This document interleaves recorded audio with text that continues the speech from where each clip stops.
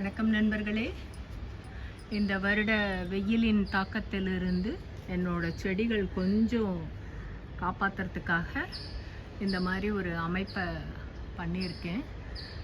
ஏன்னா ஒரு பாதி வரைக்கும் தான் பண்ணியிருக்கேன். துணிகளும் கொஞ்சம் காயணும் அப்படின்றதுக்காக. செடிகள், அதாவது அரளிக்கு நல்ல வெயில் தேவை. அதே மாதிரி இதில் அல்லியையும் விதைச்சிருக்கேன். அதுக்கப்புறம் இந்த மாதிரி டேபிள் ரோஸ்க்கும் நல்ல வெயில் தேவைப்படும். அதனால் இதை எல்லாத்தையும் தொங்கும் தொட்டிகளில் மாற்றியிருக்கேன். அதே மாதிரி மல்லிக்கும் வெயில் தேவைன்றதால இந்த ஓரமாக வச்சு